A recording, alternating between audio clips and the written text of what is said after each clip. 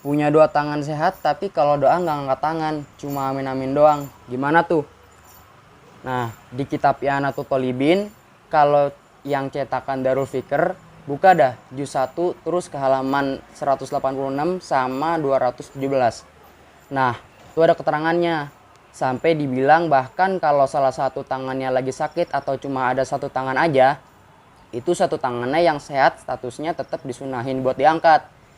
Sebegitunya karena ngangkat tangan setinggi pundak emang jadi salah satu etika kalau lagi doa. Hukumnya sunnah juga dan termasuk ngikutin kebiasaannya baginda Rasul Shallallahu Alaihi Wasallam. Ada gak sih syarat-syarat yang memperbolehkan kita belajar ilmu nujum?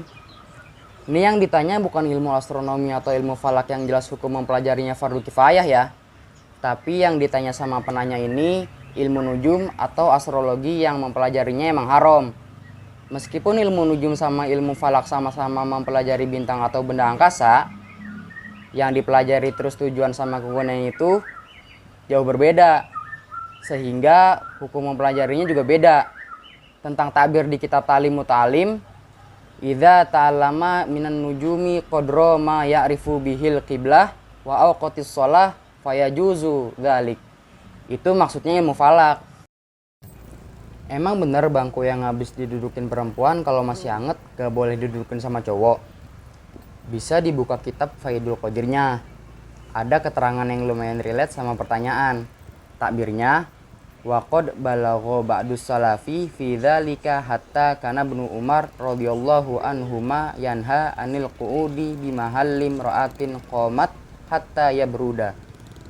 Berarti ya emang bener. Ya nunggu beberapa detik sampai suhunya balik normal lagi, baru bisa duduk di situ. Pakai imamah kan sunnah, pakai topi dapat pahala gak?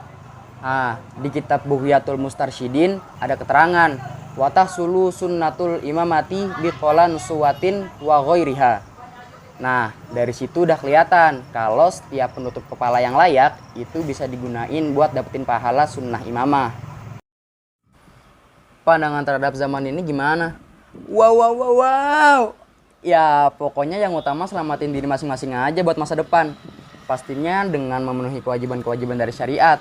Salah satunya yang paling primer ya itu nuntasin kewajiban mempelajari ilmu-ilmu fardu ain. Itu aja sih dari Mimin. Pandangan para ulama tentang zaman ini. Wah, pertanyaan ini lagi ya. Dari orang yang sama lagi. Oke lah. Mau ulama yang mana berarti ini yang mau didapetin pandangannya? Ulama akidah, apa ulama hadis, ulama usul fikih, ulama tasawuf, apa ulama maqasid syariah, ulama tafsir, ulama siasah. Bukan gimana. Ya, karena mereka para ulama juga bermacam-macam spesialisasinya. Setiap dari mereka terhadap satu hal itu punya perspektif berbeda-beda sesuai bidangnya masing-masing. Dan yang tepat buat dapetin pandangan mereka terhadap satu hal ya tinggal simak faedah-faedahnya. Bisa online, bisa datang langsung ke tempatnya. Atau yang paling enak sih baca karya atau kitab-kitab yang ditarif oleh mereka. Nah, karena yang ditanya itu zaman sekarang, tentu yang dicari ulama-ulama yang hidup bareng kita di zaman ini juga ya kan? Mimin ada rekomendasi nih. Buat Divan Akidah, kita bisa ke Syekh Said Ramadan Al-Buti, Syekh Said Foda, Syekh Toha Abdurrahman, Maulana Wahidin Khan, Syekh Rahmatullah Al-Hindi, Syekh Ahmad, Syekh Zaid Al-Kautsari, Syekhul Islam Mustafa Sobri.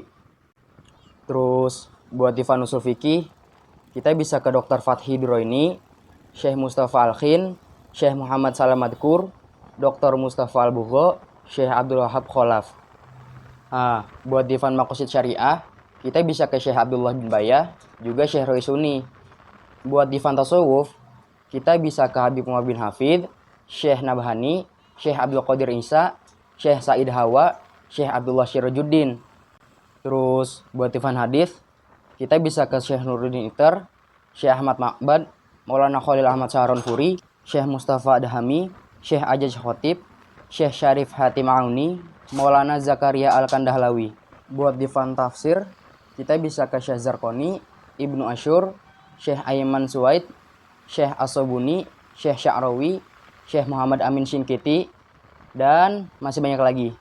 Selengkapnya, sokin majelis lah, biar sekalian kejawab tentang murahan mana, pom yang digalur, apa yang di sebelum underpass. Alaf apa harus bayar qadha salat dari dia balik juga? Jelas enggak dong.